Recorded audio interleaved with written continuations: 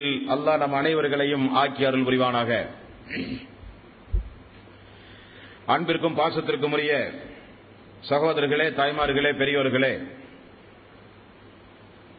சிறப்புமிக்க இந்த ரமலானுடைய மாதத்தில் அல்லாஹ்வுடைய அருளை பெற்று அல்லாஹ்வுடைய நேசர்களாக இந்த உலகத்தில் வாழ்ந்துவிட்டு மரணித்த உத்தம சஹாபாக்களுடைய வாழ்க்கை வரலாற்றை படிப்பினைக்காக வேண்டி நாம் தொடர்ந்து அறிந்து வருகிறோம். அதில் கடந்த தினங்களாக அபூபக்கர் சித்திக் ரலியல்லாஹு அன்ஹு அவருடைய வாழ்க்கை வரலாற்றையும் உமர் ரலியல்லாஹு அன்ஹுடைய வாழ்க்கை வரலாற்றையும் ஓரளவுக்கு வரலாற்று ரீதியாக நாம் எல்லாம் அறிந்து கொண்டோம். அதனைத் தொடர்ந்து அந்த சமூகத்தில் அல்லாஹ்வுடைய தூதரால் அதிகம் அதிகம் நேசிக்கப்பட்ட, சொர்க்கவாசி என்று நற்செய்தி கூறப்பட்ட மற்றும் ஒரு நபி தோழர் தான் உஸ்மான் ரலியல்லாஹு அன்ஹு.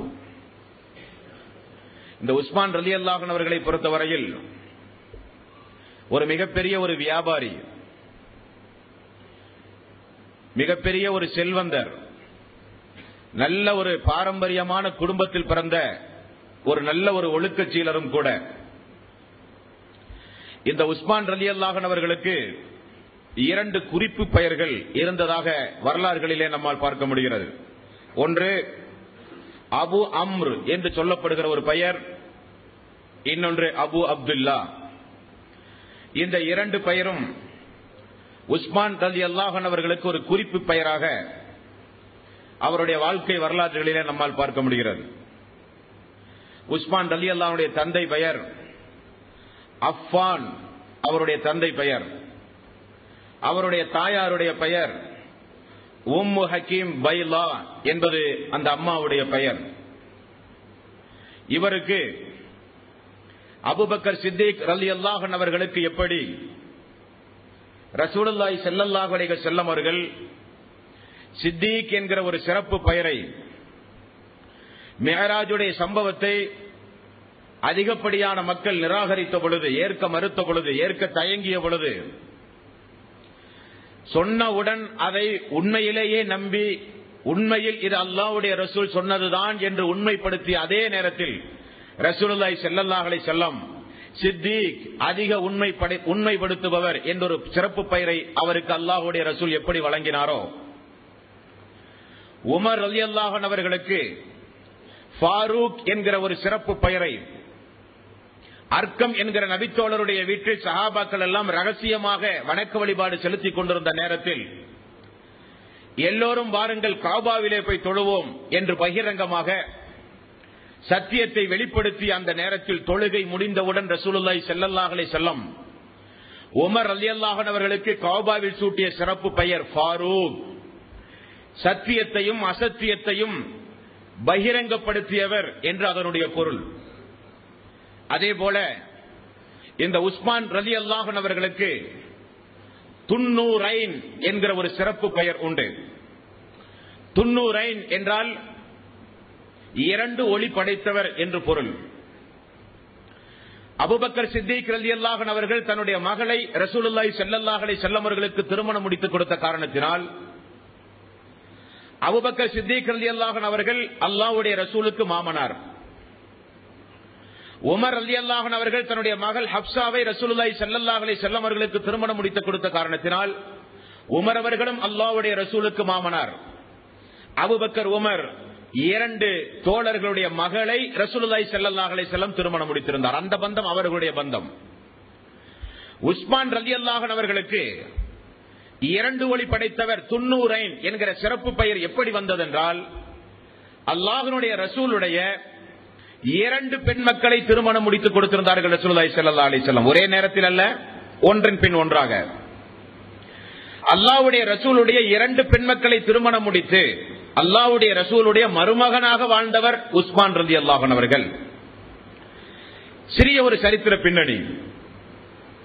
ரசூலுல்லாஹி ஸல்லல்லாஹு அலைஹி வஸல்லம் நபியாவதற்கு முன்னால் கதீஜா ரலியல்லாஹு அன்ஹா அவர்களுக்கு பிறந்த ருக்கையா அவர்களையும் உம்மு குல்தும் அவர்களையும் அபூலஹபனுடைய 2 மகனுக்கு திருமணம் முடித்துக் கொடுத்திருந்தார். ஒரு மகன் ருக்கையாவை திருமணம் முடித்தவருடைய மகன் உத்துபா அவருடைய பெயர். உம்மு குல்தூம் அவர்களை திருமணம் முடித்த அபூலஹபனுடைய மகனுடைய பெயர் உத்தைபா என்று வரலாறுகளிலே பார்க்கிறோம். இப்படி வாழ்க்கை நடந்து கொண்டிருக்கும் பொழுதுதான் இதுபோன்றதொரு ரமலானுடைய மாதத்தில் அல்லாஹ் வஹியை கொடுத்து தூதரை முஹம்மதை அல்லாஹ்வுடைய ரசூலாக அல்லாஹ் தேர்வு செய்தான். குடும்பத்தார்களை எல்லாம் அழைத்து பிரச்சாரத்தில் ஈடுபட்ட ஆரம்ப நேரம், நான் அல்லாஹ்வுடைய ரசூல், வணக்கத்திற்கு தகுதியானவன் அல்லாஹ் ஒருவனை தவிர யாருமில்லை என்கிற பிரச்சாரம், ஆரம்ப பிரச்சாரம், முதல் பிரச்சாரம் மக்கத்து பெருவீதியில் குடும்பத்தார்கள் முன்னிலையில். அங்கே அபூலஹபும் இருந்தார். எல்லோரும் சென்றவுடன் 2 கரங்களிலும் மண்ணை வாரி, தப்பல்லக்க அலி ஹாதா ஜமஅத்தனா, உனக்கு நாசம் உண்டாகட்டும், இதற்காக வேண்டியா எங்களை நீ அழைத்தாய் என்று அபூலஹப் உரிமையோடு அல்லாஹ்வுடைய ரசூலை சபித்து விட்டு சென்றார்கள். சென்றது மட்டுமல்ல, முஹம்மதே, இந்த காரியத்தை நீ விடாவிட்டால் மிகப்பெரிய விளைவை நீ சந்திக்க நேரிடும் என்று எச்சரிக்கையும் விடுத்தார். கோபம் அடங்காதவர் நேரடியாக வீட்டுக்கு சென்று உத்துபா உத்தைபா தன்னுடைய 2 மகனையும் அழைத்து முகமதுடைய மகளை இப்பொழுதே விவாகரத்து செய்து வீட்டுக்கு அனுப்புங்கள் என்று மிரட்டுகிறார். தந்தைக்கு பயந்து 2 மக்களும் விவாகரத்து செய்கிறார்கள். மண்ணை வாரி மேனியில் வீசியவுடன் அதுதான் முதல் சந்திப்பு ரசூலுல்லாஹி ஸல்லல்லாஹு அலைஹி வஸல்லம் அவர்களுக்கு. அதுவரை அல்லமீன் அஸ்ஸாதிக் என்று மக்களால் பாராட்டப்பட்டவர், மக்களுக்கு தீர்ப்பு வழங்கியவர், மக்கள் மத்தியிலே ஒரு நன்மதிப்போடு வாழ்ந்தவர். அவருடைய மேனியில் மண்ணை வாரி வீசியவுடன் ரசூலுல்லாஹி ஸல்லல்லாஹு அலைஹி வஸல்லம் மிக வருத்தப்பட்டார். கதீஜா ரலியல்லாஹு அன்ஹா வருத்தத்தை பகிர்ந்து கொண்டிருந்த நேரம் பார்த்தால் 2 பெண் மக்களும் வருகிறார்கள். தந்தையே, உங்களுடைய இந்த பிரச்சாரத்தின் காரணமாக, நீங்கள் நபி என்று தன்னை பிரகடனப்படுத்தியதன் காரணமாக அபூலஹபனுடைய எங்களுடைய கணவன்மார்கள் 2 பேரும் எங்களை விவாகரத்து செய்து விட்டார்கள் என்று சொல்லப்பட்டது. ரசூலுல்லாஹி ஸல்லல்லாஹு அலைஹி வஸல்லம் மேலும் வேதனை அடைந்தார்கள்.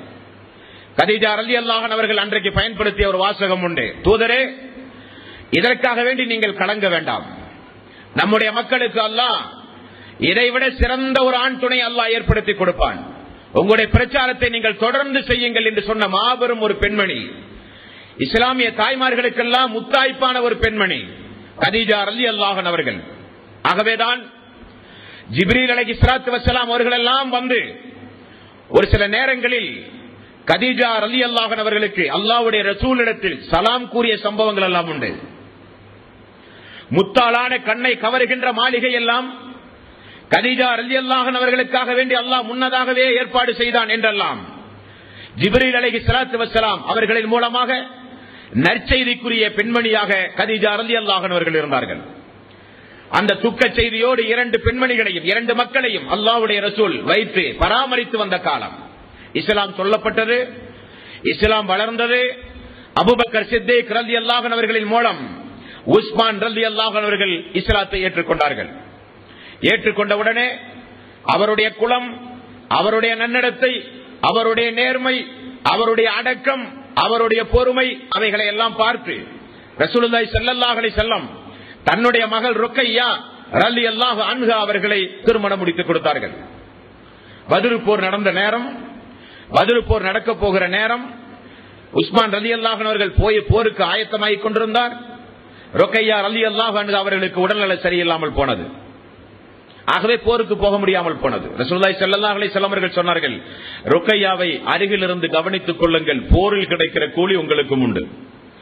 ரசூலுல்லாஹி ஸல்லல்லாஹு அலைஹி வஸல்லம் போரில் இருந்து திரும்ப வருகிற நேரத்தில் ருக்கையா அவர்கள் மரணப்பட்டு போனார்கள். இன்னா லில்லாஹி வ இன்னா இலைஹி ராஜிஊன். உஸ்மான் ரலியல்லாஹு அன்ஹு அவர்கள் மிகுந்த வேதனை அடைந்தார். இன்னொரு பெண் அரபு தீபகற்பத்தில் கிடைக்காது என்பதற்காக வேண்டிய அல்ல, அவருடைய வேதனை இந்த திருமணத்தின் மூலம் அல்லாஹ்வுடைய ரசூலுடைய மருமகன் என்கிற ஒரு அந்தஸ்தோடு இருந்தோமே, அதை இழந்து விட்டோமே என்கிற ஒரு வேதனை. வேதனையினுடைய துடிப்பை உணர்ந்த ரசூலுல்லாஹி ஸல்லல்லாஹு அலைஹி வஸல்லம் உஸ்மான் ரலியல்லாஹு அன்ஹு அவர்களை அழைத்து தன்னுடைய 2வது மகளையும் அவருடைய மரணத்திற்கு பிறகு, ருக்கையாவுடைய மரணத்திற்கு பிறகு ரசூலுல்லாஹி ஸல்லல்லாஹு அலைஹி வஸல்லம் இந்த சிறப்புமிக்க இந்த தோழருக்கு திருமணம் முடித்து கொடுத்தார். ஒரு வார்த்தை உண்டு, உம்மு குல்தூம் அவர்களும் சிறிது காலத்திலே இறந்து போய்விடுகிறார். மிகுந்த வருத்தம் அடைந்தார் உஸ்மான் ரலியல்லாஹு அன்ஹு. அப்பொழுது ரசூலுல்லாஹி ஸல்லல்லாஹு அலைஹி வஸல்லம் அவர்கள் சொன்ன வாசகம், தோழரே, எனக்கு இனி ஒரு மகள் இருப்பாளையானால் அவளையும் உங்களுக்குத்தான் திருமணம் முடித்துக் கொடுப்பேன் என்றார்கள். ஆக இரண்டு பெண் மக்களை, அல்லாஹ்வுடைய தூதருடைய 2 மகளை திருமணம் முடித்த ஒரு அந்தஸ்துக்குரியவர் உஸ்மான் ரலியல்லாஹு அன்ஹு. இந்த உஸ்மான் ரலியல்லாஹு அன்ஹு அவர்கள் தன்னுடைய 82வது வயதில் காலமாகிறார்கள்.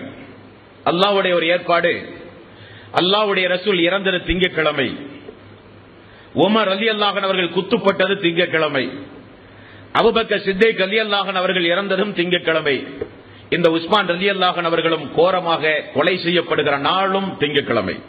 அல்லாஹ்வுடைய ஒரு ஏற்பாடு. ரசூலுல்லாஹி ஸல்லல்லாஹு அலைஹி வஸல்லம் அவர்கள் இந்த இஸ்லாமிய பிரச்சாரம் செய்த ஆரம்ப நேரத்தில் இவரை குறித்து சொன்ன நிறைய சிறப்பு சம்பவங்கள் உண்டு. அன்பார்ந்த சகோதரர்களே, எப்படிப்பட்ட சிறப்பு சம்பவம் என்றால், ஆரம்ப உரையில் நீங்கள் கேள்விப்பட்ட ஒன்று, அபூபக்கர் சித்திக் ரலியல்லாஹு அன்ஹு அவர்கள் மட்டும்தான் கலீஃபாவாக, முதல் கலீஃபாவாக இருந்த அபூபக்கர் சித்திக் ரலியல்லாஹு அன்ஹு அவர்கள் மட்டும்தான் அல்லாஹ்வுடைய தூதரை போல இயற்கையான மரணம் அடைந்தவர். மீதமுள்ள கலீஃபாக்களுக்கு ரசூலுல்லாஹி ஸல்லல்லாஹு அலைஹி வஸல்லம் முன்னதாகவே முன்னறிவிப்பு செய்தார்.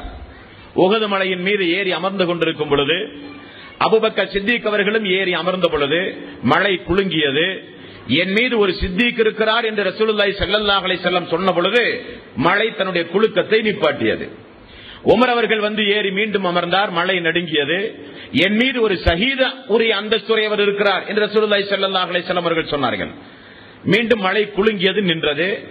உஸ்மான் ரலியல்லாஹு அன்ஹு அவர்கள் வந்து மழையின் மீது அல்லாஹ்வுடைய தூதருக்கு அருகில் வந்து அமர்ந்தார். அப்பொழுது மழை குலுங்கிய பொழுது ரசூலுல்லாஹி ஸல்லல்லாஹு அலைஹி வஸல்லம் அவர்கள் செய்த முன்னறிவிப்பே, உன் மீது ஒரு சித்திக்கும் 2 ஷஹீதுகளும் இருக்கிறார்கள்.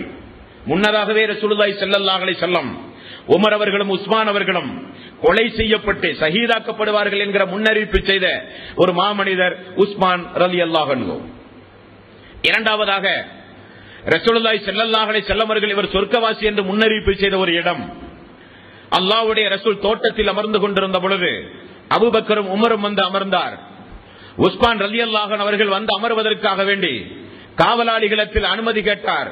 காவலாளி ரசூலுல்லாஹி ஸல்லல்லாஹு அலைஹி வஸல்லம் இடத்தில் போய், உங்களுடைய மருமகன் உஸ்மான் ரலியல்லாஹு அன்ஹு அவர்கள் வந்திருக்கிறார், வர அனுமதியுங்கள், ஆனால் அவரிடத்தில் ஒரு செய்தியை சொல்லுங்கள், அவருக்கு மிகப்பெரிய ஒரு சோதனை அவருக்கு வரப்போகிறது, அந்த சோதனைக்கு பிறகு அவருக்கு நிச்சயம் சொர்க்கம் உண்டு.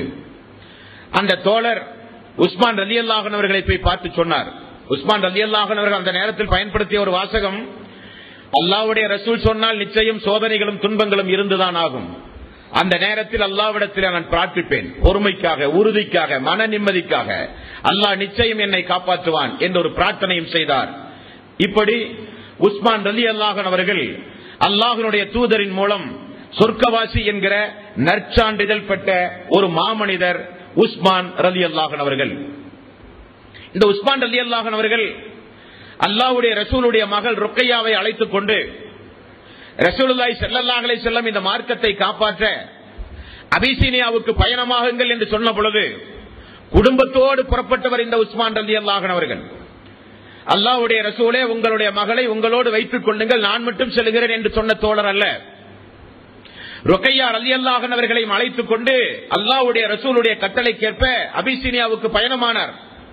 நபிகள் நாயகம் ஸல்லல்லாஹு அலைஹி வஸல்லம் அவர்கள் விசேஷ பிரார்த்தனை செய்தார்கள், அல்லாஹ்வே, இந்த தம்பதிகளை நீ பொருந்திக் கொள்வாயாக, இந்த தம்பதிகளுக்கு சொர்க்கத்தில் உன்னதமான இடத்தை நீ கொடுப்பாயாக, இந்த தம்பதிகளுக்கு நல்ல ஒரு புகலிடத்தை நீ அளிப்பாயாக என்று ரசூலுல்லாஹி ஸல்லல்லாஹு அலைஹி வஸல்லம் அவர்கள் பிரார்த்தனை செய்த தம்பதியினர்கள் இந்த தம்பதியினர்கள். இவர் தன்னுடைய சொந்த வாழ்வில் அதிகம் வெட்கப்படக்கூடியவராக இருந்தார்கள். நபிகள் நாயகம் ஸல்லல்லாஹு அலைஹி வஸல்லம் அவர்கள் கூறினார்கள், வெட்கம் என்பது ஈமானினுடைய ஒரு மிக முக்கியமான ஒரு பகுதி, வெட்கத்தை நீங்கள் ஒவ்வொருவரும் பேணி பாதுகாக்க வேண்டும் என்றார்கள். வெட்கம் ஒரு மனிதனிடத்தில் எந்த அளவுக்கு அதிகம் இருக்கிறதோ அந்த அளவுக்கு தன்னடக்கம் அந்த மனிதனிடத்தில் இருக்கும். வெட்கம் ஒரு மனிதனுடைய உள்ளத்தில் எந்த அளவுக்கு ஆழமாக இருக்கிறதோ அந்த அளவுக்கு ஒரு மனிதன் பாவமான காரியங்களை செய்ய மாட்டான். அல்லாஹ் மறுமையில் விசாரித்தால் என்ன பதிலை சொல்வது என்கிற ஒரு வெட்கம். பாவமான காரியத்தை செய்கிறோமே, நம்முடைய சமூகத்திலே அது தெரியப்படுத்தப்பட்டால் மக்கள் என்ன நினைப்பார்கள் என்கிற ஒரு வெட்க உணர்வு இருந்தால் புறம் பேச மாட்டான்.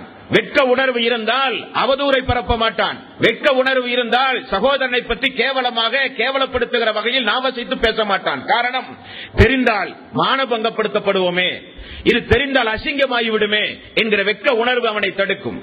வெட்க உணர்வு ஒரு மனிதனுடைய உள்ளத்தில் இருந்தால் ஈமானுடைய பிரதிபலிப்பு ரசூலுல்லாஹி ஸல்லல்லாஹு அலைஹி வஸல்லம் அவர்கள் சொன்னார்கள். அதில் முத்தாய்ப்பாக திகழ்ந்தவர் உஸ்மான் ரலியல்லாஹு அன்ஹு.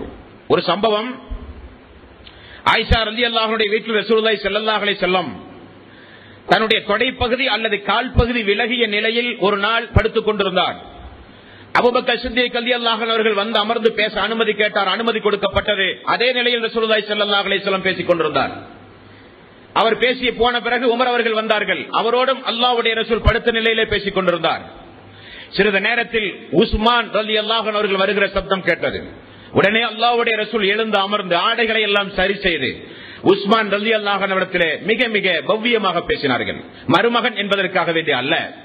இரண்டு மாமனாரும் அதற்கு முன்னால் வந்து போனார்கள். அவர்களோடு படுத்த நிலையில் ரசூலுல்லாஹி ஸல்லல்லாஹு அலைஹி வஸல்லம் அவர்கள் பேசினார்கள். சாதாரண நிலையில் உஸ்மான் அவர்கள் பேசி சென்ற பிறகு ஆயிஷா ரலியல்லாஹு அன்ஹா அவர்கள் கேட்டார்கள், அல்லாஹ்வுடைய ரசூலே, இரண்டு பேரும் வந்து பேசி போன நேரத்தில் படுத்துக் கொண்டு இருந்த நீங்கள் உஸ்மான் அவர்கள் வருகிற பொழுது மட்டும் ஆடைகளை எல்லாம் சரி செய்து விசேஷமாக அமர்ந்து மிக மரியாதையோடு அவரோடு பேசுவதற்கு என்ன காரணம் யா ரசூலல்லாஹ்? ரசூலுல்லாஹி ஸல்லல்லாஹு அலைஹி வஸல்லம் அற்புதமாக பதில் சொன்னார்கள். உஸ்மானுடைய வெட்க உணர்வை பார்த்து வானவர்களே வெட்கப்படுகிறார்கள். வானவர்கள் வெட்கப்படும் பொழுது நான் மட்டும் வெட்கப்படாமல் எப்படி இருப்பது? வெட்க உணர்வு என்னுடைய உஸ்மானுக்கு மிக மிக அதிகம். அவர் அந்த நிலையில் என்னை பார்த்தால் அவர் பேச வந்த செய்தியை கூட பேசாமல் சென்று விடுவாரோ என்று நான் பயந்தேன். ரசூலுல்லாஹி ஸல்லல்லாஹு அலைஹி வஸல்லம் அவர்கள் சொன்னார்கள். உஸ்மான் ரலியல்லாஹு அன்ஹு அவருடைய வெட்க உணர்வை பார்த்து வானலோகத்தில் இருக்கிற வானவர்கள் எல்லாம் வெட்கப்படுவார்களாம். அந்த அளவுக்கு வெட்கம் ஈமானின் ஒரு பகுதி என்று ரசூலுல்லாஹி ஸல்லல்லாஹு அலைஹி வஸல்லம் அவர்கள் சொன்னார்களே, அதில் முத்தாய்ப்பான முன்மாதிரிக்குரிய ஒரு நபி தோழர் உஸ்மான் ரலியல்லாஹு அன்ஹு அவர்கள். இந்த உஸ்மான் ரலியல்லாஹு அன்ஹு அவர்கள் எந்த அளவுக்கு அல்லாஹ்வுடைய பாதையில் வாரி வாரி செலவு செய்யக்கூடியவர் என்பதை இந்த நல்ல நேரத்தில் உங்களுடைய சிந்தனை நான் பதிவு செய்து கொள்ள கடமைப்பட்டிருக்கிறேன். காரணம், நம்முடைய ஈமானுடைய போராட்டமே பொருளாதாரத்தை மையமாக வைத்துதான் இருக்கிறது. தொழுகை எல்லோராலும் தொழப்படும், நோன்பு வருடத்திற்கு ஒரு முறை எல்லோராலும் பேணப்படும். ஆனால் தர்மம், ஜக்காத், பொருளாதாரத்தை அல்லாஹ்வுடைய பாதையில் செலவு செய்வது என்று வரும்பொழுது மட்டும் நம்முடைய உள்ளம் இறுக்கப்படுகிறது. நம்முடைய தயாள குணம், பெருந்தன்மை எல்லாம் சுருக்கப்படுகிறது. கஞ்சத்தனம் பிரதிபலிக்கப்படுகிறது. ஈமானோடு நம்முடைய உள்ளத்தோடு நப்சோடு மிகப்பெரிய ஒரு போராட்டம் நிகழ்த்தப்படுகிறது. நான் சம்பாதித்த பணம் என்னுடைய சொத்து, நான் கஷ்டப்பட்ட பணம் எப்படி எடுத்தவுடன் கொடுப்பது என்று எல்லோருக்கும் ஒரு தயக்கம் வருவது இயற்கை. ஆனால் உஸ்மான் ரலியல்லாஹு அன்ஹுடைய வாழ்க்கை வரலாற்றை பார்த்தால் எல்லாவற்றிலும் முன்மாதிரி, வாரி வழங்குவதில் மிகப்பெரிய ஒரு கொடையாளியாக உஸ்மான் ரலியல்லாஹு அன்ஹு அவர்கள் இருந்திருக்கிறார்கள் என்பதற்கு நிறைய ஆதாரங்களை பார்க்க முடிகிறது. மதீனா சென்றார்கள்.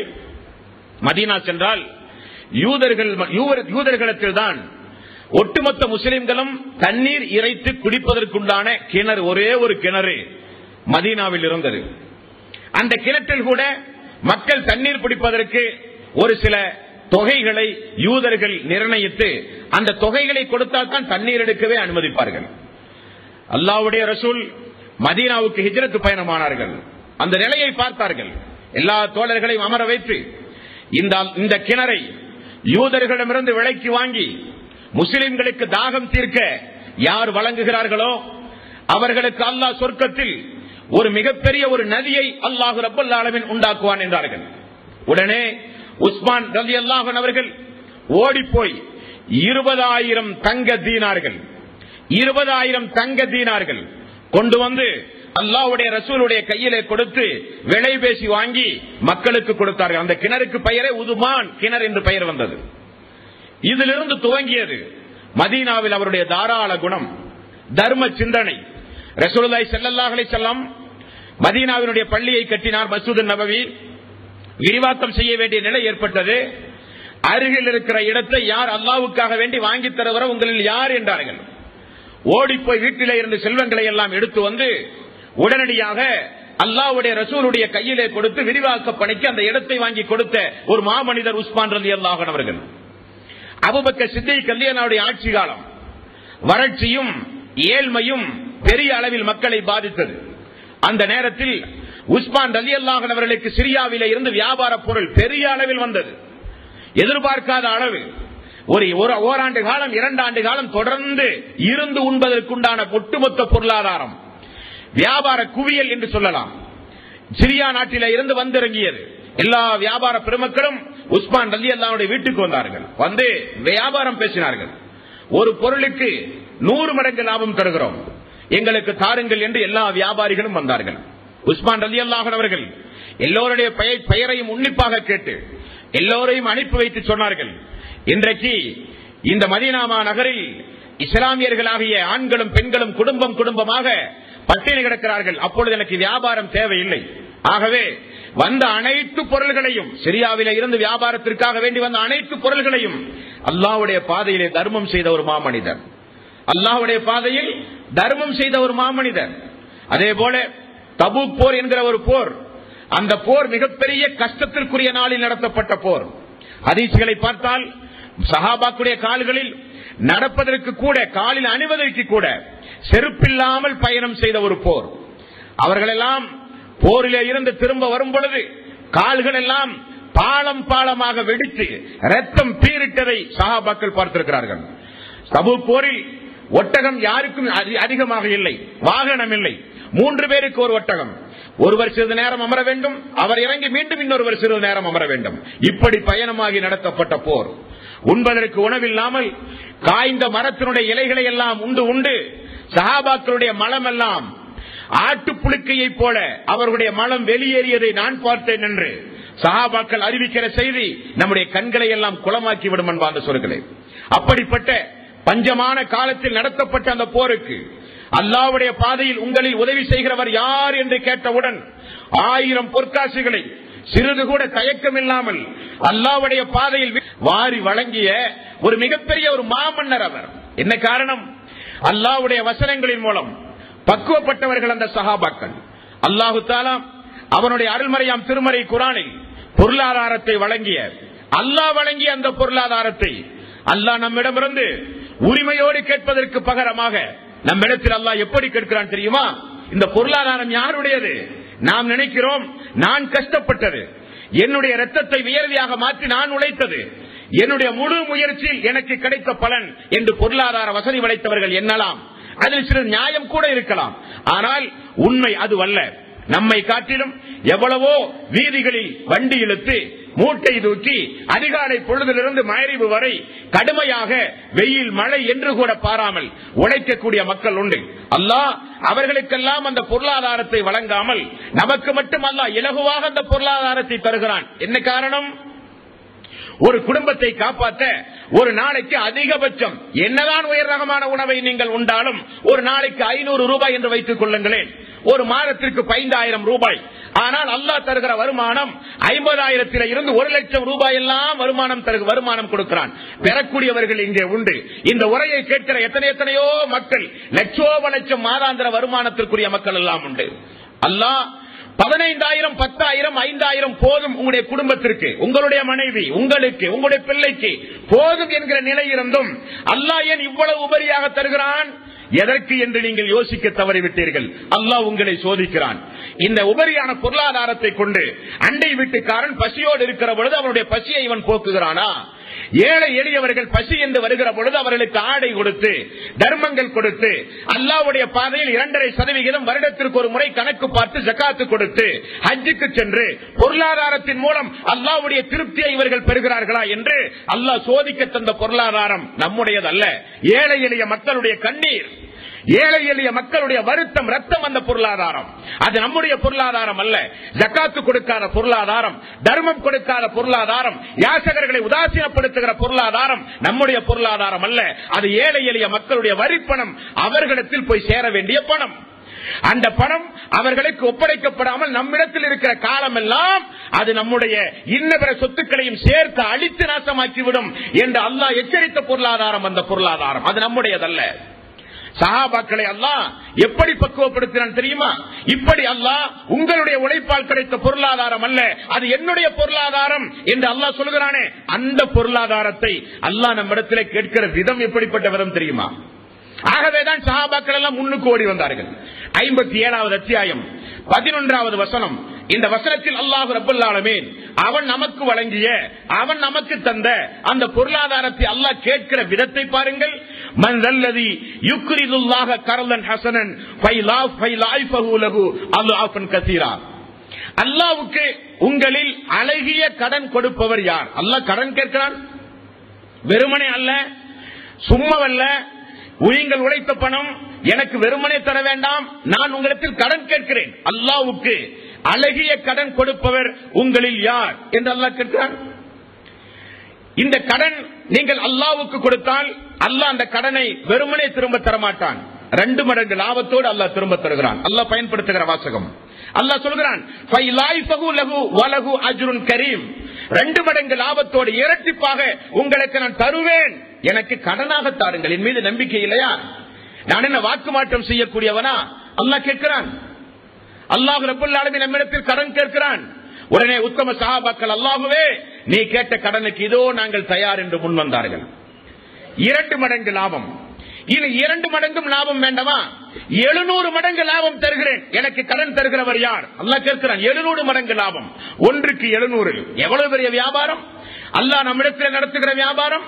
எனக்காக, இஸ்லாமிய மக்களுக்காக, இஸ்லாமிய வளர்ச்சிக்காக, என்னுடைய இறை இல்லத்திற்காக, பாதிக்கப்பட்ட மக்களுக்காக, ஜகாத்தாக, தர்மமாக நீங்கள் கடன் தந்தால் உங்களுக்கு நான் 2 மடங்கு தருகிறேன். அது போதாதா? 700 மடங்கு நான் நன்மை தருகிறேன். அல்லாஹ் ஒரு உதாரணம் சொல்கிறான். 2வது அத்தியாயம் 261வது வசனம். மஸலுல்லதீன யுன்ஃபிகூன அம்வாலஹும் ஃபீ ஸபீலில்லாஹ். அல்லாஹ்வுடைய பாதையில் நீங்கள் செலவு செய்தால் உங்களுக்கு அல்லாஹ் 700 மடங்கு நன்மையை தருகிறான் என்று அல்லாஹ் ஒரு உதாரணம் சொல்கிறான். எப்படிப்பட்ட உதாரணம்? கமஸலி ஹப்பத்தி அன்பதத் சப்அ ஸனாபில ஃபீ குல்லி சுன்புலத்தின் 100 ஹப்பத். ஒரு வித்தை ஒரு விவசாயி முளைவிக்கிறார். அந்த வித்திலிருந்து 7 கதிர்கள் வருகிறது. ஒவ்வொரு கதிரிலும் 100 தானியங்கள். ஒரு வித்தில் 7 கதிர்கள், ஒவ்வொரு கதிரிலும் 100 தானியங்கள். 7 × 100 700 மடங்கு கூலி. ஒரு வித்துக்கு 700 மடங்கு நன்மை என்பதை போல ₹1 எனக்கு நீங்கள் தந்தால் உங்களுக்கு 700 மடங்கு நன்மை தருகிறேன் என்று அல்லாஹ் ரப்பல் ஆலமீன் சொல்கிறான். திரும்ப தருகிறேன் என்கிறான். இனி அதுவும் போதாதா? அல்லாஹு தஆலா அடுத்து பயன்படுத்துகிற வாசகம் 2வது அத்தியாயம் 245வது வசனம். இந்த வசனத்தில் அல்லாஹ் சொல்கிறான் மண்டல்லதி யுக்ரிதுல்லாஹ கர்தன் ஹஸனன் ஃபைலாஃபஹு லஹு அல்லாஃபன் கஸீரா. அல்லாஹ்வுக்கு அழகிய கடன் கொடுப்பவர்கள் யார்? அப்படி நீங்கள் தந்தால் உங்களுக்கு 1க்கு 2 அல்ல, 1க்கு 700 அல்ல, இப்படி அல்லாஹ்வுக்கு நீங்கள் கடன் தந்தால் அல்லாஹ் உங்களுக்கு பன்மடங்காக அல்லாஹ் பெருக்கி தருவான். இப்படியும் அல்லாஹ் கேட்கிறான். அதிலும் உங்களுக்கு விசுவாசம் இல்லையா? அல்லாஹ் இன்னொரு இடத்தில் 39வது அத்தியாயத்தின் 10வது வசனத்தில் அல்லாஹ் ரப்பல் ஆலமீன் சொல்கிறான் இன்னமா துவஃபஸ் ஸாபிரூன அஜ்ரஹும் பிகைரி ஹிசாப். யார் அல்லாஹ்வுடைய பாதையில் செலவிட்டு பொறுமையோடு இருக்கிறார்கள் அவர்களுக்கு அல்லாஹ் கணக்கில்லாமல் வாரி வாரி கொடுப்பான். இப்படிப்பட்ட வசனங்கள் எல்லாம் அந்த சஹாபாக்குடைய உள்ளத்தில் ஏற்படுத்திய மாற்றம், ஏற்படுத்திய தாக்கம். ஆகவேதான் அவர்கள் எல்லாவற்றையும் விட அல்லாஹ்வுடைய மார்க்கத்தை நேசித்தார்கள். அல்லாஹ்வுடைய சொர்க்கத்திற்காக வேண்டி எதையும் அவர்கள் வாரி வாரி கொடுக்கிற மனோபாவம் படைத்தவர்களாக இருந்தார்கள். ஆகவேதான் உஸ்மான் ரலியல்லாஹு வாழ்க்கை வரலாற்றை நம்மால் பார்க்க முடிகிறது. இப்படிப்பட்ட தர்ம சிந்தனை இது நம்மில் ஒவ்வொருவருக்கும் வர வேண்டும் என்பார்ந்த சொல்களே. நான் யாரையும் குற்றப்படுத்தி பேச நான் இங்கே வரவில்லை. நீங்கள் ஒவ்வொருவரும் உங்களை சுய பரிசோதனை செய்து பாருங்கள். அல்லாஹ்வுடைய பாதையில் செலவு செய்தல் வந்து வரும் பொழுது நம்முடைய மனது எப்படி இருக்கிறது? உலகத்திற்காக வேண்டி நம்முடைய காரியங்களை நிகழ்த்தும் பொழுது, நம்முடைய சௌரியங்களுக்காக செலவு செய்யும் பொழுது நம்முடைய மனோநிலை எப்படி இருக்கிறது? இரண்டுக்கும் உள்ள வித்தியாசத்தை பாருங்கள். நண்பர்களோடு ஊர் சுற்றுகிற பயணம் மேற்கொண்டால் லட்சத்தை செலவு செய்கிறோம்.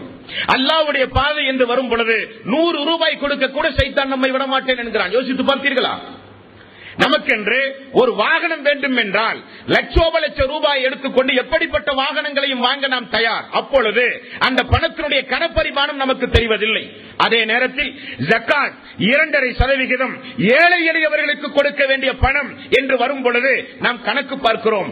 1008 காரணங்களை சொல்லி ஜகாத்திலே இருந்து விலக என்ன வழி என்று யோசிக்கிறோம். நண்பர்களோடு ஒரு விருந்துண்ண சென்றால், ஹோட்டலுக்கு சென்றால் விருந்துண்டால் அந்த பில்லை கொடுப்பதில் போட்டி நமக்கு மத்தியில். அதே நேரத்தில் விருந்துண்டு வெளியே வரும் பொழுது ஒரு மனிதன் யாசகம் கேட்டு நம் கண் முன்னால் நின்றால் ₹1 கொடுக்க தயங்குகிறோம். இரண்டுக்கும் உள்ள வித்தியாசம். ஏழை எளிய மக்கள் உண்பதற்கு உணவில்லாமல் கண்ணெதிர எவ்வளவு பேர்கள் இருக்கிறார்கள். அவர்களுக்கெல்லாம் தான தர்மம் கொடுக்க மனசு வராது. ஆனால் சாதாரண எந்த செலவும் இல்லாத நடத்தப்படுகின்ற திருமணம், ரசூலுல்லாஹி ஸல்லல்லாஹு அலைஹி வஸல்லம் அவர்கள் சொன்னார்கள், குறைந்த செலவில் நடத்தப்படுகிற திருமணம் அல்லாஹ்வுடைய அருளுக்குரியது என்றார்கள். அப்படி விருந்திற்கும் திருமணத்திற்கும் சொல்ல போனால் சம்பந்தமே கிடையாது. வசதி உள்ளவர்கள் வேண்டுமானால் ஒரு ஆட்டை அறுத்து அதிகபட்சம் விருந்து போடலாம்.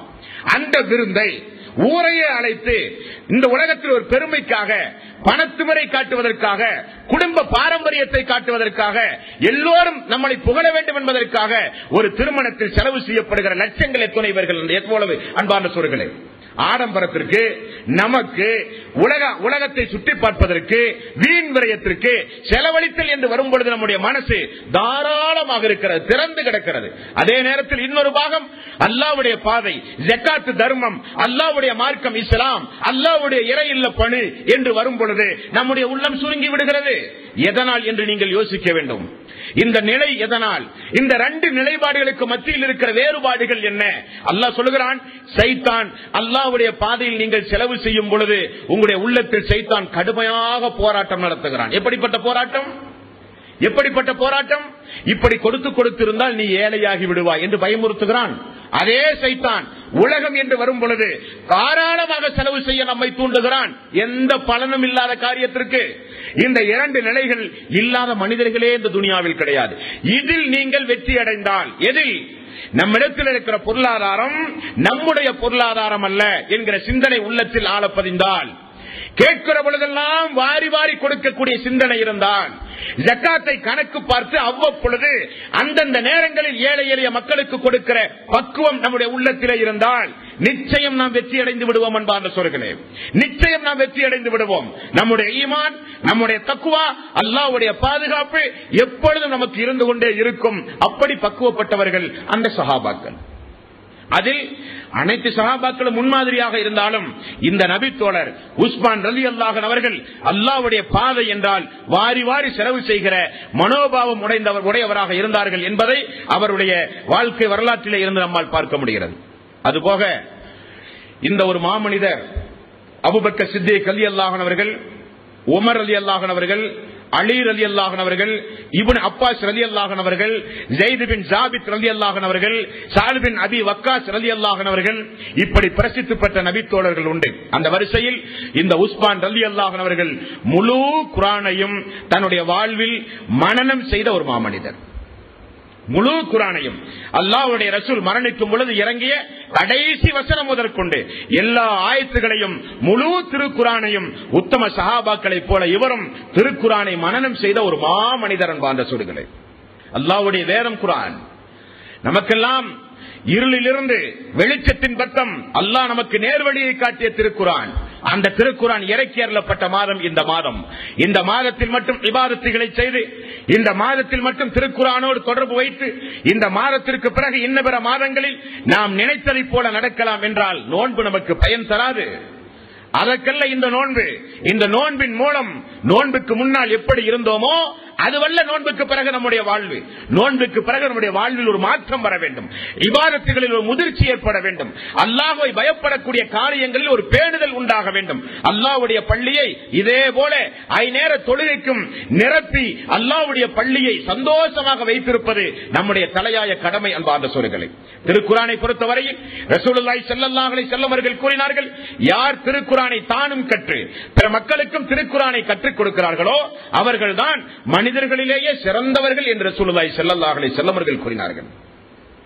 திருக்குர்ஆனை மனனம் செய்வதில் இருக்கிற சிறப்பு தெரியுமா? திருக்குர்ஆனை மனனம் செய்வதில் இருக்கிற ஒரு சிறப்பு, சொர்க்கத்திற்கு அல்லாஹ் தஆலா மறுமை நாளில் சொர்க்கத்துடைய வாசலில் கொண்டு போய் நிறுத்தி எல்லோருக்கும் அல்லாஹ் சொர்க்கத்தில் அவரவர்களுடைய இபாதத்துகளை மீசானில் எடை போட்டு சொர்க்கத்தில் உனக்குரிய இடம் ஒரு மாளிகை, சொர்க்கத்தில் உனக்குரிய இடம் ஜன்னத்துல் ஃபிர்தௌஸ், சொர்க்கத்தில் உனக்குரிய இடம் இப்படிப்பட்ட இடம், இப்படிப்பட்ட தோட்டம், இப்படிப்பட்ட நதி, இப்படிப்பட்ட கனிவர்க்கங்கள் இருக்கிற பகுதி அல்லாஹ் தான் தீர்மானிப்பான். ஆனால் திருக்குரானை யார் மனனம் செய்கிறார்களோ அவர்களுக்கு மட்டும் சொர்க்கத்திற்குரிய இடம் அல்லாஹ் தீர்மானிப்பது கிடையாதாம். ரசூலுல்லாஹி ஸல்லல்லாஹு அலைஹி வஸல்லம் அவர்கள் சொன்னார்கள், யார் தீர்மானிப்பதே அவர்களே தீர்மானித்துக் கொள்ளட்டும் என்று அல்லாஹ் சொல்லுவான். வாசலை திறந்து திருக்குரானை அல்லாஹ் ஓத சொல்லுவானாம். அவர்கள் ஓத ஆரம்பிப்பார்களாம். அவருடைய உள்ளத்தில் திருக்குரான் எப்பொழுது முடிந்து அவர்கள் எங்கே நிற்கிறார்களோ அதுவரை சொர்க்கத்தில் அவர்களுக்குரிய இடம். காரணம், திருக்குரானை அவர்கள் சங்கைப்படுத்தினார்கள், அல்லாஹ்வுடைய வேதத்தை கண்ணியப்படுத்தினார்கள்.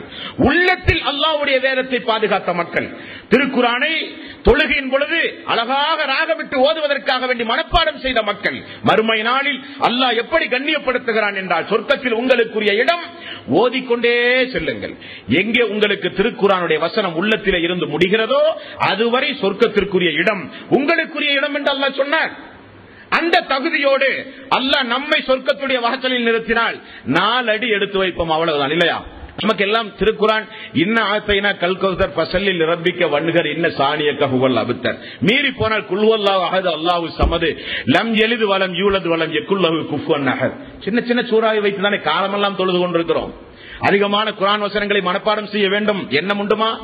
திருக்குரானை அதிகம் அதிகம் படிக்க வேண்டும் என்கிற எண்ணம் உண்டுமா? மறுமை நாளில் நிழலே இல்லாத நாளில் அல்லாஹ்வுடைய அரிசுடைய நிழல் மட்டுமே இருக்கக்கூடிய அந்த நாளில் எல்லா மனிதர்களும் சூரியன் தலைக்கு மேல் கொண்டு வரப்பட்டு வியர்வையால் முங்கி எல்லா மனிதர்களும் நிற்பார்களாம். அவரவர்களுடைய தீய செயல்களுக்கு ஏற்றவாறு ஒவ்வொரு மனிதனுடைய வியர்வை அவனுடைய கணுக்கால் அளவு, தொடை அளவு, இடுப்பளவு, மார்பக அளவு, நெற்றி அளவு வியர்வையால் ஒவ்வொரு மனிதனும் மூழ்கி நிற்கிற நாள் அந்த நாள். ஒவ்வொரு மனிதனும் அல்லாஹுவே எனக்கு உடனே தீர்ப்பு சொல்லி எனக்குரிய இடத்தை தாயா அல்லாஹ், என்னால் நிற்க முடியவில்லையா அல்லாஹ் என்று மஹ்ஷர் மைதானத்தில் ஒவ்வொரு மனிதர்களும் அந்த வெட்டவெளி மைதானத்தில் நிற்கிற அந்த நாளில் அல்லாஹு தஆலா சொல்கிறான், யௌம யஃபிருல் மர்உ மின் அஹீஹி வ உம்மிஹி வ அபீஹி வ ஸாஹிபத்திஹி வ பனீஹி லிகுல்லி இம்ரிஹின் மின்ஹும் யௌமைதின் ஸஅனி யுனி. அந்த நாளில் தாய், தந்தை, மகன், சகோதரன், சகோதரி எல்லாம் உங்களை விட்டு ஓடுவார்கள். ஆனால் உங்களை பாதுகாக்க அன்றைக்கு திருக்குரான், இந்த நோன்பு, இந்த தொழுகை, இந்த இபாதத் அல்லாஹ்விடத்திலே மன்றாடும். ரசூலுல்லாஹி ஸல்லல்லாஹு அலைஹி வஸல்லம் அவர்கள் கூறினார்கள், ஃபஜ்ருடைய தொழுகை உங்களுக்கு அல்லாஹ்விடத்திலே சாட்சி சொல்லும். இந்த நோன்பு அல்லாஹ்விடத்திலே மன்றாடும், அல்லாஹ்வே ஃபஜ்ரிலிருந்து மக்ரிப் வரை 13.5 மணி நேரம் உண்ணாமல் பருகாமல் பட்டினி கிடந்து என்னை கண்ணியப்படுத்தி பாதுகாத்தான் யா அல்லாஹ். ஆகவே இந்த நாளில் அவனை நீ பாதுகாப்பாயாக. நோன்பு மனிதனுக்கு பரிந்துரை. யார் தொடர்ந்து ஓதி வருகிற பழக்கமுடையவர்களாக இருக்கிறார்களோ அவர்களுக்கு அந்த சூரத்துல் பக்கரா இன்னவர அத்தியாயங்கள் மறுமை நாளில் நிழலே இல்லாத அந்த மறுமை நாளில் மேகம் போல அவனுக்கு குடை போல வந்து அவனுக்கு நிழல் கொடுக்கும் என்று ரசூலுல்லாஹி ஸல்லல்லாஹு அலைஹி வஸல்லம் அவர்கள் சொன்னார்களே. அந்த திருக்குரானை முழுக்க முழுக்க மனனம் செய்த ஒரு மகாமனிதர் இந்த உஸ்மான் ரலியல்லாஹு அன்ஹு அவர்கள். ரசூலுல்லாஹி ஸல்லல்லாஹு அலைஹி வஸல்லம் அவர்கள் சொன்னார்கள், நீங்கள் அடிக்கடி மண்ணறைக்கு சென்று வாருங்கள், அல்லாஹ்வுடைய பயம் உங்களுக்கு உண்டாக, அல்லாஹ்வுடைய அச்சம் உங்களுக்கு உண்டாக. உண்மைதானே? ஏதாவது ஒரு ஜனாசாவிலே போய் பங்கெடுத்தால் அன்றைக்கு முழுக்க நமக்கு மனசே ஒரு மாதிரியாக இருக்கும். என்ன வாழ்வு, என்ன வாழ்வு, நம்மோடு இருந்த நண்பன் திடீரென போய்விட்டானே, நம்மோடு இருந்த நம்முடைய மனைவி, தாய், மகள், மனைவி, தந்தை, உற்றார் உறவினர்கள் இப்படி திடீரென போய்விட்ட ஒரு கவலை. இந்த கவலை ஒரு நாளைக்கல்ல உங்களுடைய ஆயுள் காலத்தில் அடிக்கடி வர வேண்டும். ஆகவே மண்ணறைக்கு போய் வாருங்கள் என்று ரசூலுல்லாஹி ஸல்லல்லாஹு அலைஹி வஸல்லம் அவர்கள் சொன்னார்கள். 23வது அத்தியாயம் 100வது வசனம், வமின் வராஇஹிம் பர்ஸஉன் இலா யௌமி யுபஅஸூன், வமின் வராஇஹிம் பர்ஸஉன் இலா யௌமி யுபஅஸூன். இறந்து போனால் உங்களுக்கு கியாம நாளுக்கு முன்னதாக ஒரு திரைமறைவு வாழ்வு உண்டு என்று அல்லாஹ் சொல்கிறான். சஹாபாக்கள் எல்லாம் உஸ்மான் ரலியல்லாஹு அன்ஹு இப்படி கேட்டார்கள், ஏன் நீங்கள் எப்பொழுது பார்த்தாலும் கபரை சந்தித்தாலோ கபருடைய வேதனையை குறித்து பேசினாலோ மறுமையை காட்டிலும் நீங்கள் ஏன் அவ்வளவு அஞ்சுகிறீர்கள்? அப்படி என்ன உங்களுக்கு ஒரு பயம்?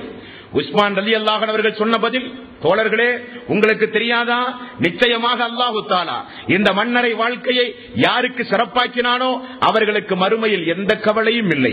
மன்னரை வாழ்வு யாருக்கு கஷ்டமாக நஷ்டமுடையதாக ஆகிவிட்டதோ அவர்கள் மறுமை நாளில் நஷ்டமடைந்து விடுவார்கள். ஆகவேதான் இந்த மன்னரையை குறித்து நான் அதிகம் அதிகம் அஞ்சுகிறேன். அல்லாஹுவே, அல்லாஹும்ம இன்னி அஊது பிக்க மின் அஸாபில் கப்ர், அல்லாஹும்ம இன்னி அஊது பிக்க மின் அஸாபில் கப்ர். அல்லாஹுவே கபருடைய வேதனையிலே இருந்து எங்களை பாதுகாப்பாயாக, கபருடைய வேதனையிலே இருந்து எங்களை பாதுகாப்பாயாக என்று ரசூலுல்லாஹி ஸல்லல்லாஹு அலைஹி வஸல்லம் அதிகம் அதிகம் துஆ செய்தது எதனால்? அந்த வாழ்வு நமக்கு சிறப்பாக அமைந்தால் மறுமையில் நமக்கு எந்த பிரச்சனையும் கிடையாது. அந்த வாழ்வு சிறப்பாக அமைய வேண்டும் என்பதற்காக அவரை பார்க்கும் பொழுதெல்லாம் அழுவார்.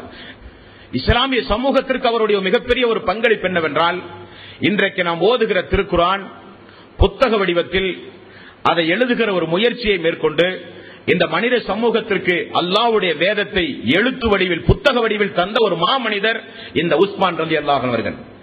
அபூபக்கர் சித்திக் அவருடைய ஆட்சி காலத்தில் அபூபக்கர் சித்திக் அவர்கள் அல்லாஹ்வுடைய வேதம் திருக்குர்ஆன் மக்களுடைய உள்ளத்தில், தோள்களில், எலும்புகளில், சிறிய சிறிய பலகைகளில் எழுதி பாதுகாக்கப்பட்டது. அங்குமிங்குமாக எல்லாம் சேகரித்து ஒன்றன் பின் ஒன்றாக வைத்து ஒரு புத்தகத்தை தயாரித்தவர், ஒரு நூலை தயாரித்தவர் அபூபக்கர் சித்திக் அவர்கள். வஹி என்றால் என்ன, வஹியினுடைய சிறப்பு அம்சம் என்ன, வஹி எப்பொழுதெல்லாம் இறங்கும், திருக்குர்ஆன் எப்படி இறக்கப்பட்டது, பாதுகாக்கப்பட்டது என்கிற 2 CD கேசட் உண்டு. அதில் விரிவாக நீங்கள் எல்லாம் பார்க்கலாம். அபூபக்கர் சித்திக் அவர்களுக்கு பிறகு உமருடைய ஆட்சி காலம், எந்த மாற்றமும் இல்லை. உஸ்மானுடைய காலத்தில் 13.5 ஆண்டு காலம் ஆட்சி புரிந்தார். இஸ்லாம் வளர்ந்தது. எல்லா பகுதிகளிலும் மக்கள் திருக்குர்ஆனை ஒவ்வொரு வகையில் ஓத ஆரம்பித்தார்கள். தன்னிடம் இருப்பது, தன்னிடம் ஒரு 4 தாள் இருந்தால் இதுதான் வேதம் என்று மக்கள் நம்பி இருந்தார்கள். இப்படித்தான் திருக்குர்ஆனை ஓத வேண்டும் என்று அவரவர்கள் ஒரு மொழியை உண்டாக்கி ஓதிக்கொண்டிருந்தார்கள். எல்லா பக்கம் குழப்பம். சஹாபாக்கள் எல்லாம் வந்து ஓடி வந்து சொன்னார்கள், ஹப்சாவிடத்தில் இருக்கிற மூலப்பிரதியை வாங்கி, அல்லாஹ்வுடைய தூதருடைய மகள், உமருடைய மகள், அல்லாஹ்வுடைய தூதருடைய மனைவி ஹப்சாவிடத்தில் இருக்கிற அந்த மூலப்பிரதியை வாங்கி, ஏன் நாம் அதிக பிரதி எடுத்து ஒவ்வொரு இடத்திற்கும் ஆளுநர்களுடைய கையிலே கொடுத்து இதுதான் வேதம், இது அல்லாமல் எந்த வேதத்தை யாரும் ஓதக்கூடாது என்கிற தடை உத்தரவு பிறப்பித்தார் இந்த உஸ்மான் ரலியல்லாஹு அன்ஹு அவர்கள். ஸைத் பின் ஜாபித் அவருடைய தலைமையில் 12 சஹாபாக்கள் உருவாகி திருக்குர்ஆனை எழுதி புத்தகமாக மக்களுக்கு வழங்கினார்கள். மக்களுக்கு வரை மீதமுள்ள எல்லா பிரதிகளையும் தீயிட்டு கொளுத்தினார்கள். இனி இதுதான் திருக்குர்ஆன், இனி இதுதான் அல்லாஹ்வுடைய வேதம் என்று மக்களுக்கு கொடுத்தார்கள். அந்த மூலப்பிரதி உஸ்மான் ரலியல்லாஹு அன்ஹுடைய காலத்தில் தயாரித்த மூலப்பிரதி கியாம நாள் வரை இந்த திருக்குர்ஆனை நான் பாதுகாப்பேன் என்று அல்லாஹ் சொல்கிறானே, அதனுடைய ஒரு எடுத்துக்காட்டாக அல்லாஹு தஆலா ரஷ்யாவினுடைய தாஷ்கண்ட் என்று சொல்லப்படுகிற ஒரு எக்ஸிபிஷன் அருங்காட்சியகத்திலும், துருக்கியினுடைய இஸ்தான்புல் என்று சொல்லப்படுகிற ஒரு அருங்காட்சியகத்திலும் உஸ்மான் ரலியல்லாஹு அன்ஹு அவர்கள் தயாரித்த திருக்குர்ஆன், அன்றைக்கு எழுதி பாதுகாக்கப்பட்ட அந்த திருக்குர்ஆன் இன்று வரை இந்த அருங்காட்சியகத்தில் மக்களுக்கு ஒரு அத்தாட்சியாக நான் அல்லாஹ்வுடைய வேதம் தான் என்று ஒரு அறைகோவல் விடுத்துக்கொண்டு இன்றும் இந்த துனியாவில் இருக்கிற ஒரு மாமரை அந்த திருக்குர்ஆன். இப்படி இஸ்லாமிய வரலாற்றில் மிகப்பெரிய ஒரு பங்கு வகித்தவர் இந்த உஸ்மான் ரலியல்லாஹு அன்ஹு அவர்கள். இந்த உஸ்மான் ரலியல்லாஹு அன்ஹு அவர்கள் உமர் ரலியல்லாஹு அன்ஹு அவர்கள் மரணிக்கக்கூடிய நேரத்தில் உமர் ரலியல்லாஹு அன்ஹு அவர்கள் என்ன செய்தார்கள் என்றால், அவர் உடனடியாக ஒரு உயில் எழுதினார். காரணம், தனக்கு பிறகு யார் ஆட்சி பொறுப்பில் வர வேண்டும் என்பதில் மக்கள் மத்தியில் ஒரு குழப்பம் வந்துவிடக் கூடாது. அதற்காக வேண்டி 3 நாட்களுக்குள் நீங்கள் கூடி அமர்ந்து உங்களுக்கு மத்தியில் ஒரு கலீஃபாவை தேர்வு செய்து கொள்ள வேண்டும் என நாளையும் தீர்மானித்து ஒரு 6 சஹாபாக்களை உமர் ரலியல்லாஹு அன்ஹு அவர்கள் தேர்வு செய்திருந்தார்கள். யார் அந்த 6 சஹாபாக்கள்? ஒன்று அப்துர் ரஹ்மான் இப்னு அவுஃப், இன்னொன்று சஅத் பின் அபி வக்காஸ், மூன்றாவது தல்ஹா ரலியல்லாஹு அன்ஹு, நான்காவது ஜுபைர் இப்னு அம்மாம் ரலியல்லாஹு அன்ஹு, ஐந்தாவது அலி ரலியல்லாஹு அன்ஹு அவர்கள், ஆறாவது உஸ்மான் ரலியல்லாஹு அன்ஹு அவர்கள். இந்த 6 பேரும் கூடி அமர்ந்து என்னுடைய மரணத்திற்கு பிறகு 3 நாளில் அடுத்த கலீஃபாவை நீங்கள் தேர்வு செய்ய வேண்டும் என்று உமர் ரலியல்லாஹு அன்ஹு உயில் எழுதியிருந்தார்கள். மரணத்திற்கு பிறகு அந்த உயிலை பார்த்த இந்த 6 சஹாபாக்களும் உடனடியாக ஒன்று கூடினார்கள். அப்துர் ரஹ்மான் இப்னு அவுஃப் அவருடைய தலைமையில் ஒன்று கூடி மக்களுக்கு அறிவிப்பு செய்தார்கள், இதோ உமர் அவருடைய உயில், இந்த உயில் படி அடுத்த கலீஃபாவை தீர்மானிக்கிற உரிமை இந்த 6 பேருக்கும் கொடுக்கப்பட்டிருக்கிறது, எங்களுடைய முடிவை நீங்கள் ஏற்பீர்களா என்றார்கள். ஒட்டுமொத்த சஹாபாக்களும் வாக்குறுதி அளித்தார்கள், உங்களுடைய முடிவை நாங்கள் மனப்பூர்வமாக இருக்கிறோம் என்று. 6 பேரும் அமர்ந்தார்கள். அப்படி உஸ்மான் ரலியல்லாஹு அன்ஹு அவர்கள் மக்கள் மத்தியிலே 3வது கலீஃபாவாக ஆட்சிக்கு வருகிறார்கள். அன்பார்ந்த சோர்களே, என்ன ஒரு சோதனை என்றால், அபூபக்கர் சித்திக் ரலியல்லாஹு அன்ஹுடைய காலத்தில் நாம் பார்த்தோம், அங்குமிங்குமாக நானும் தூதர்கள், நானும் இறை தூதர் என்று பெரும் பெரும் குழப்பங்களை ஏற்படுத்தி அந்த குழப்பங்களை எல்லாம் ஓரளவுக்கு வெற்றி கொண்டு மரணித்தார் அபூபக்கர் சித்திக் அவர்கள். உமர் அவருடைய ஆட்சி காலம் இஸ்லாம் வளர்ந்தது, அதிகப்படியான நாடுகள் இஸ்லாமிய சாம்ராஜ்யத்தின் கீழ் வந்தது, எதிர்ப்புகள் அதிகமானது. இருந்தாலும் உமர் ரலியல்லாஹு அன்ஹு அவர்களுடைய அந்த தோற்றம், அவருடைய அந்த நிர்வாக திறமை, அவைகளை எல்லாம் பார்த்து ரசூலுல்லாஹி ஸல்லல்லாஹு அலைஹி வஸல்லம் அவர்கள் சொன்னார்களே, உமர் அவர்கள் ஒரு வழியில் வந்தால் சைத்தான் இன்னொரு வழியில் ஓடி விடுவான் என்பதற்கேற்ப அவர் இருக்கிற காலமெல்லாம் குழப்பங்கள் இருந்தாலும் வெளியே தெரியாமல் இருந்தது. ஆனால் உஸ்மான் ரலியல்லாஹுடைய காலத்தில் ஏற்பட்ட குழப்பம், அந்த குழப்பத்தை தொடர்ந்துள்ள மிக மிக வருத்தப்படக்கூடிய ஒவ்வொரு சம்பவங்களையும் இன்ஷா அல்லாஹ் நாளைய தினம் பார்ப்போம். வாஹிரு தஅவானா அனில் ஹம்துலில்லாஹி ரப்பில் ஆலமீன். அஸ்ஸலாமு அலைக்கும் வரஹ்மத்துல்லாஹி வபரகாத்துஹு.